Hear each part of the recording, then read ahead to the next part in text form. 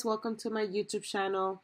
This is Nancy from nancybadija.com and welcome to another episode of Etsy Shop Critique. Today I'm doing the critique for the store named Creating Ideas SEO. Anything and any suggestions that I give on this video, I will be posting all the links below on the text box. So make sure you click down there to get the links. And thank you everybody for watching, and thank you for letting me do a review. So let's go ahead and get started.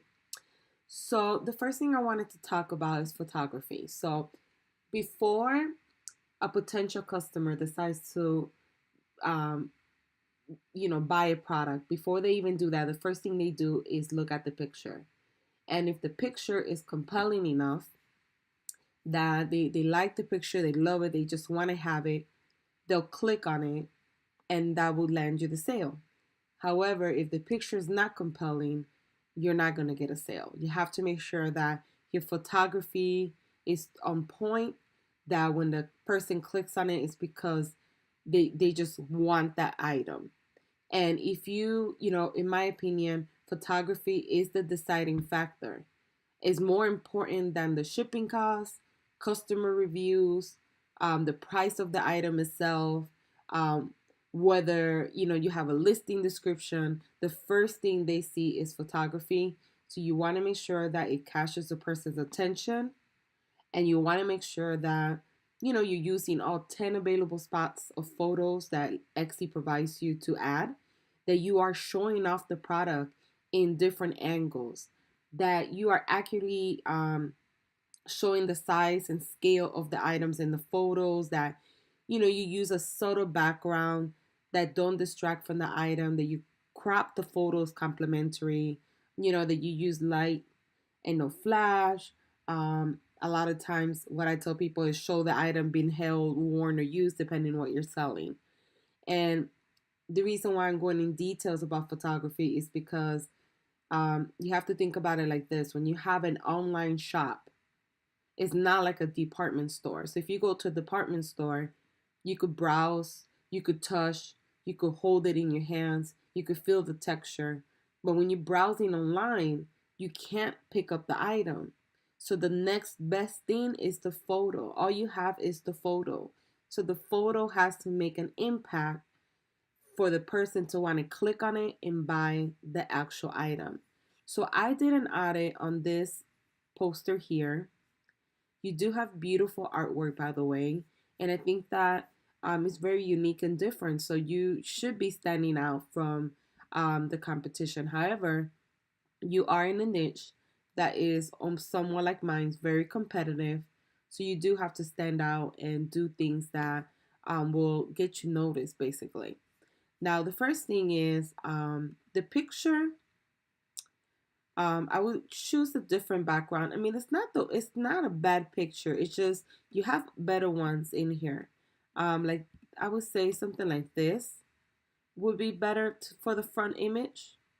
Something that's a little bit bigger, something that I could actually see the picture a little bit better, and then maybe use this one as the second one. This one here, the first one that you have, in my opinion, is a bit smaller, and then the picture takes more of the room. And I feel like you should showcase the picture a lot more on the first picture. What I would recommend for you, because I know you told me that you spend a lot of time with your Etsy shop and updating, and you still can't manage to get the sales. What I recommend is using this program. I will leave the link below. It's called Waterfy. And this company, you could do a free 30-day trial. You don't pay anything. And you go in there, you sign up, you put in your website, you plug in your website information. And what it's going to do is going to take the first two pictures of your listing. So it's going to take, I would suggest to kind of change it up just to see what works. It's going to take this picture and the second picture, and it's going to start swapping them. So one day you have the first picture, the next day you have like the second picture in the first spot. So it's going to swap these pictures out. It's going to put this one day in the front, this one will move to the front spot, and then the other one to the back spot, to the second spot. And it's going to swap them around for 30 days. It's going to collect data, and they're going to tell you which picture more people reacted to, which picture did people click on. And this is really important data to find out, because this way you have a better idea of what people are more attracted to and what's working and what's not working. And then you can make the changes. Once they give you that reporting, all you have to do is make the changes, and hopefully your sales will increase. I do know a couple people that did it. Potentially one, I know that one of my clients did it, and she was able to increase her sales for $300 more for the month of July by doing that technique. So it's just something that you could do that doesn't cost anything. The first 30 days is free, and it's going to give you a little bit more information on what picture is doing better. In my opinion, I would change this picture. I would put something that is a little bit bigger, like this one, that I could see the picture better when I'm looking through the feed of Etsy, because there's so many pictures there already. You want to make sure that there's no distraction, that it doesn't get lost in the background. That is right in the face, that someone could see it and potentially fall in love with it. Versus here, it looks too subtle and it's kind of in the background. It's not as big as it should be. So my suggestion is changing the picture up. Another suggestion I would add for pictures is that you should add a call to action. You do have one at the end right here, where you have your Instagram, and that's great. You should say follow me on Instagram. Make sure that you always say, whenever you post something or you want someone to follow you, make sure you finish that content or whatever you're writing, or even if you write something like this, with a call to action, telling the customer what to do. You always want to tell them, click here to learn more, click here to buy, click here to subscribe to my Instagram. Make sure you do that. And then also add another one of these, but with a little arrow pointing up saying favorite this item. The reason why you want to do that is because if you later on, if you ever were to reduce the price, or if you were to add new products to your store, anybody that either favorite your store or favorite a listing will get a notification that that item is either on sale or that that store have added new products. Therefore, you would drive more traffic back to your store. So my first suggestion would be to place one of these pictures, maybe this one, I like this one a lot, in the front as your first image. Maybe use this one as your third. I wouldn't use this one as the second. It's a little someone might not know what it is from looking at it here. I understand this is a poster. A lot of people probably wouldn't know what it was. So I would do the frame one better in the first spot. Make sure that, you know, I'm sure that you know about creativemarket.com, where you could go and buy mock-ups. I highly recommend maybe shopping for new mock-ups, maybe having a cohesive look, that all your pictures in your store, they all look like they're coming from the same buyer, with similar backgrounds, similar colors. That does make your store look a little bit more polished, a little cleaner, and like a little bit more cohesive look. And that's important when you're trying to build a brand. People want to know, oh, this is from creating ideas that cool, versus if you don't have that cohesive, it could be from any store. Um, Secondly, what we want to talk about now is SEO. And I did the audit on this actual listing right here. And, the second most important thing is getting found. When people search stuff online, or they search stuff on Etsy, they do use the scripted words to find what they're looking for. So if I'm looking for a small blue table lamp, I would specifically write it like that. And that's how you got to think about your listings. How would somebody type in to find something like this when they're looking for something specific? And that will maximize your chance of getting found on Etsy and through search engines like Google. So that's what you want to do. Now, you are in a competitive niche, so it does take a little bit more work from your end to find those keywords that you could rank for.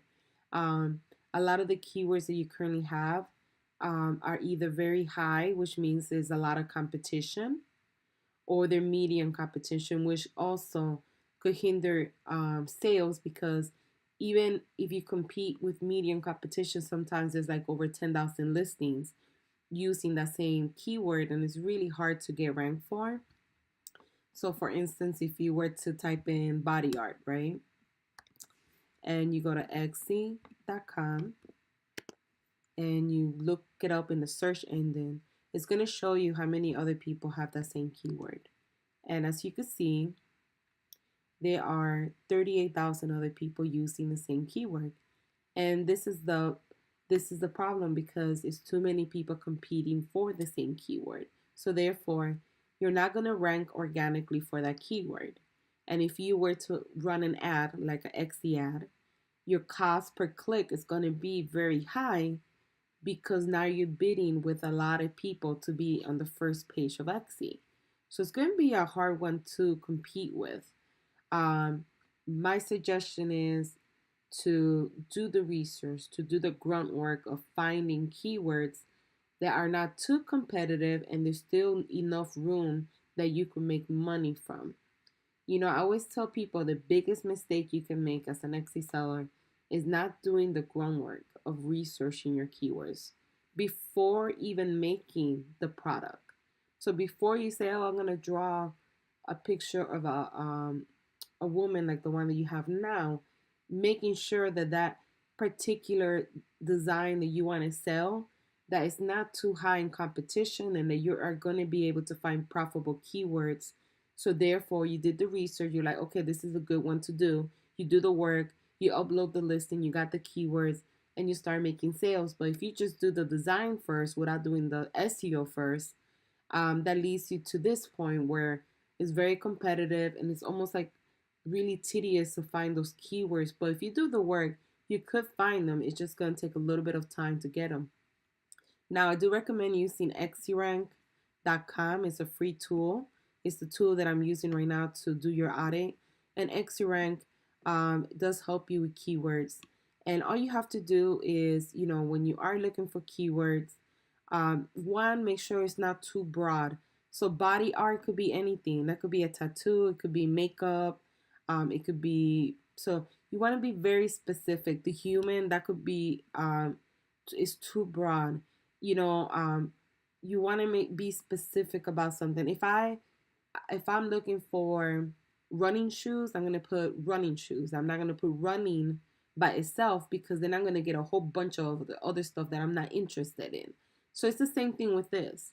If I'm looking for a poster, I would never put the human, unless I put the human poster, if that's something that is out there.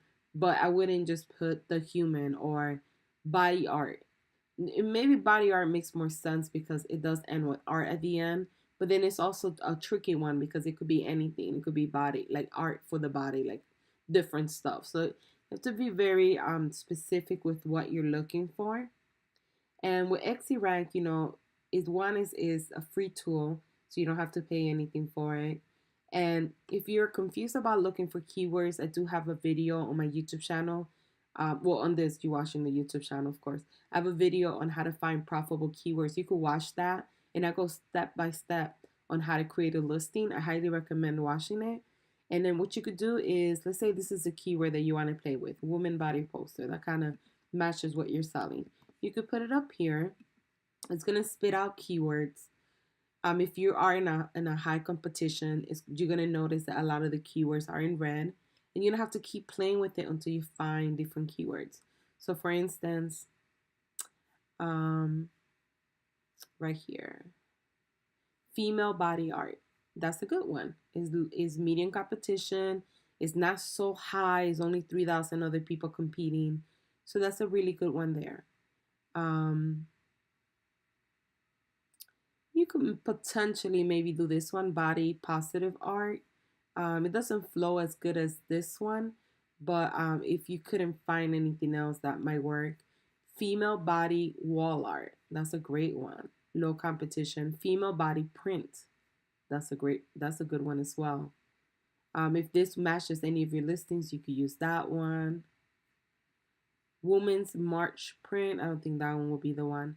Naked woman body. That won't be a good one as well. You see? So now you're finding keywords that you could use for your tags. Body positive decor. That one could be a good one.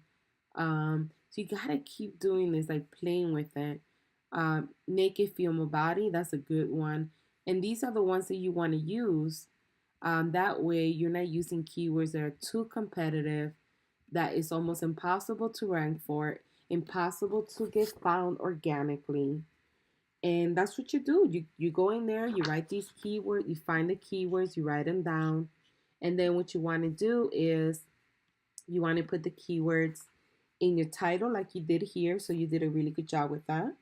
And you want to put the keywords separated with commas. And you want to put the strongest keywords in the front. And that is any keyword that you find that is low in competition. You want to put them in the front. And the keywords that are medium competition, you put them at the end. That way you could rank for the lower ones a lot quicker. And then what you also want to do is put the tags in your listing description, and you want to make sure that you use all your tags on the bottom, all 13 tags as well. Make sure that you repeat the keywords throughout the listing description, the additional keywords. Put them in there. That's a SEO on page factor that does play in the sense of getting found in search engines, and it does help you find more traffic. So make sure that get more traffic. Make sure you use the keywords throughout your listing descriptions. And like I said earlier, put the strongest keyword in the front of the title. Another thing you want to keep in mind is that the first snippet, like this part right here, is what pops up in the search engine. So for instance, let me show you. This is the snippet right here that you have in your right here. You see woman body poster, human poster. You put the keywords there, which is really good. And this is the snippet that people are seeing when they buy your product or when they click on the product, woman body poster. So this right here is called the meta description. I highly recommend making sure that's very enticing. You want to put the keywords there, but you don't want to stuff them. That doesn't make sense. Like when somebody's reading it, why are they putting that 5 times? Why is this like sounds weird? So you want to make sure it's enticing, that your keyword is here and it's in the meta description as well, but that it flows and that you have something that is going to make them want to click on the actual listing to view your product and hopefully get a sale from you. So once you do your SEO, right, you use the tool, you found your keywords like we just did right now, you update the keywords, you put them in your title, you write your listing description. The next thing, you add them to your listing description. You put the keywords in the first 160 characters of the listing description because, like I said, that's where the snippet comes up in Google. So you want to make sure that the description has the keyword there and that's enticing for someone to click on it. Now, the next important thing is the listing description. And, for me, the listing description does play a significant role whether you'll make the sale, you close out the sale or not. I do tell everybody make sure that you're precise at what you're selling, that you are as detailed as possible. You are trying to attract and appeal to buyers. So you want to make sure that you address any possible question they might have. And you want to make sure that your detailed listing description is what you need to make a good impression, a first impression. And you want to encourage buyers also to hit the buy button. So, just start with the most important details that the buyers needs to know. And that includes like the specific information such as the size, how to order, the shape, the color, return policy, and etc. If you do sell tangible things like you shipping something out, make sure that you're very specific with where you ship, any cancellations, do you accept returns, how long would they take to get the item. These are things that you should add in your listing description, and it's important because it helps avoid any confusion, it builds credibility with the buyer, and then you'll be able to close out that sale. So you want to make sure you include that. Now, I do like the fact that you have taken the time to write a good listing description for the most part. A lot of people don't even take the time to do this.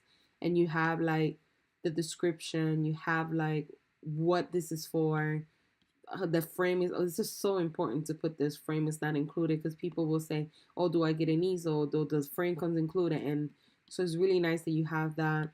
What would you get? You describing exactly what they get, what size it. You let them know it's an instant download. You let them know how it works, and then for more information, how to contact you. So you've done a really good job with it overall. You have information here for personal use. You have your website. Oh, I'm sorry. For mock-up resources, you have it here. Let me see what else. I like that you have backlinks to for ideas for backlinks related to what you're selling. That's good. Oh, this is a back. Actually, this is a backlink to your homepage. Oh wait. Oh, it doesn't work. You see, it's important that you test these out. So this backlink, something's wrong with it. That's not working. I would change that. Keep in mind that on the listing description, Etsy doesn't allow you to do links to other websites, whether it's social media or your website. However, it does allow you to do it in the About Me section. You currently don't have it set up that way. Let me just go to your front page real quick, just in case you do have it. I don't think I saw it earlier. Oh, you actually do. I'm sorry about that. That was my fault. So this is excellent that you have all your links there. So that's really good that you're doing that. Perfect. So let's go back to the listing. So I think overall your listing description is good. I do think that you should space this out, and some of it looks like mumbled together, like it's hard to read. So what I would do is create a space in between. So instant download, I will put this little icon over here so it could balance it out. And then I will create a space and have that there. Put the little icon over here. Create a space to push this down a little bit. I will fix the backlink right here. But yeah, I mean, you're doing a really good job. You even have the email provider. So, I mean, in that sense, you did a really good job. So I would say that much.